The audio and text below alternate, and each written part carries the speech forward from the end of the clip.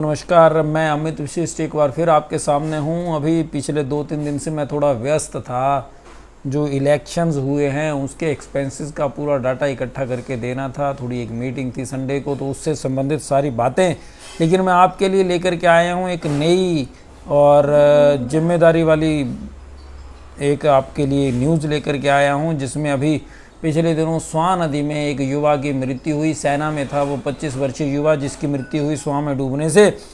उस युवा को इंसाफ दिलवाने के लिए और उसके जैसे कई जो स्वां नदी में नहाने जाते हैं और मानव निर्मित खड्डों में डूब करके वो यह लीला अपनी समाप्त कर जाते हैं, उनकी मृत्यु हो जाती है अकाल।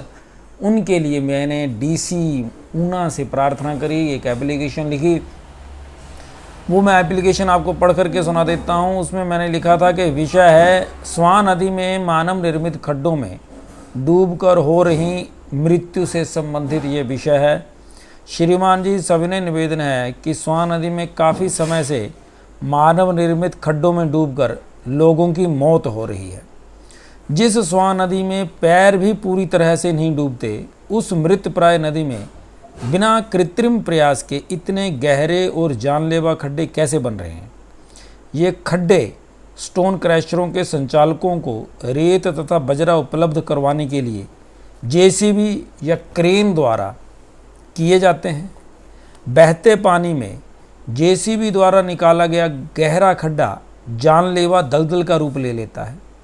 गलती से भी अगर मनुष्य या जानवर का पैर फिसल जाए इस खड्डे में, तो उस खड्डे में गिरकर उसकी मृत्यु निश्चित रूप से हो जाती है। 29 जून को पंजावर के एक सैनिक की मृत्यु का कारण भी ऐसा ही एक खड्डा है। ये मृत्यु हादसा नहीं है, यह हत्या है। मैं जानता हूं कि जिला प्रशासन, सरकार तथा मीडिया मिलकर इस हत्या को हादसा सिद्ध कर देंगे। पहले हुई हत्याओं के साथ भी हादसा सिद्ध करके केस बंद कर दिया गया, ऐसा ही हुआ। स्वां नदी में हो रही इन हत्याओं के हम सभी दोषी हैं। हिमाचल सरकार सबसे पहले बड़ी दोषी है, जो आज तक ना तो खनन नीति बना पाई अच्छे ढंग की और ना ही स्टोन क्रैशरों की पैसे की खनक के सामने स्वां नदी और खड्डों में डूबने वालों की चीख पुकार सुन पाई। दूसरा, जिला प्रशासन, जो हमेशा नेताओं के दबाव में खड्डों में हो रही हत्याओं को हादसा सिद्ध करता आया है। तीसरा, मीडिया, जो इन हत्याओं को हादसा बता करके अपनी जिम्मेदारी से पल्ला झाड़ लेता है। और अंत में जनता, इस क्षेत्र की जनता, निवासी जिला ऊना के, जो सब कुछ जानते हुए अनजान बनकर शरीफ बनने का ढोंग करते हैं।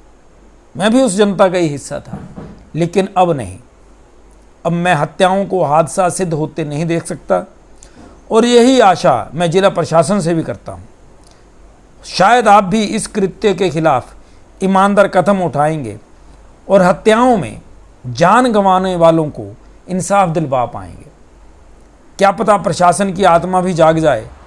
इसी आशा के साथ धन्यवाद दी, अमित विशिष्ट। ये मुद्दा पता नहीं क्यों स्वां का मुद्दा, और ये स्वां के मुद्दे में सबसे महत्वपूर्ण खड्डे जो हो जाते हैं रास्ते में, उसके बाद उनमें डूब करके मृत्यु हो जाती है पथिकों की। कितना दर्दपूर्ण है ये सारा कृत्य, और कैसे लीपापोती करके उस केस को एकदम से बंद कर दिया जाता है। हम लोग भी नहीं बोलते। मैं भी आपकी तरह ही था, चुपचाप बैठ रहा कि नहीं बोलना ही क्या ज़रूरत है हमें, लेकिन किसी को तो बोलना पड़ेगा। अगर हम नहीं बोलेंगे तो ये कुछ भी नहीं रुकने वाला। इसलिए मैंने बोला डीसी साहब को, आप कोई भी ऐसा एप्लीकेशन लिखो, सफ़ेद कागज़ पे लिख लो, उसकी फ़ोटो कर लो या स्कैन कर लो, फिर मोबाइल से ईमेल कर दो। मेल आईडी आपको गूगल पे मिल जाएगी। डीसी ऊना की मेल आईडी मिल जाती है गूगल पे, या मैं लिख दूंगा साथ में इसके, देख लीजिए, बिल्कुल साथ में स्क्रॉलिंग में साइड में लगा दी। तो ये जो आपको, हमें, हम सबको करना ही चाहिए। साथ ही साथ जब भी मौका लगे आवाज़ उठाइए, इस मुद्दे को अपने घर में, इस मुद्दे के ऊपर बात तो करिए।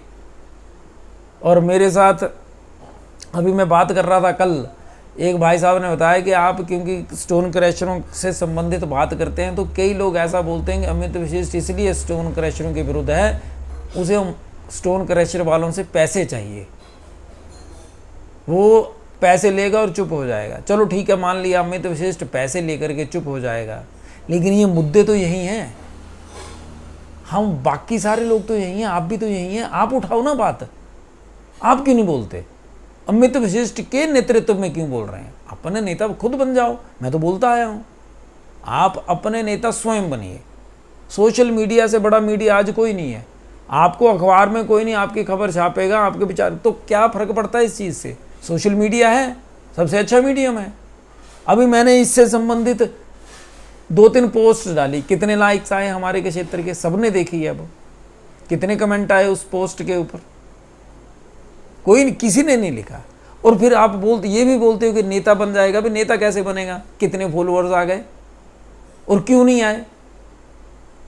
कहीं डरते तो नहीं? और अगर डरते हैं तो फिर किसी को तो आवाज़ उठानी है। आप किसी का सहयोग भी नहीं करते, आप किसी के साथ खड़े भी नहीं होना चाहते, और आपको मुद्दे का सोल्यूशन भी चाहिए, आपने खुद कुछ करना भी नहीं है। ऐसे बात नहीं होगी। मैं अपनी ड्यूटी निभा रहा हूँ, अपना कर्म कर रहा हूँ, और ये मैं करता रहूँगा।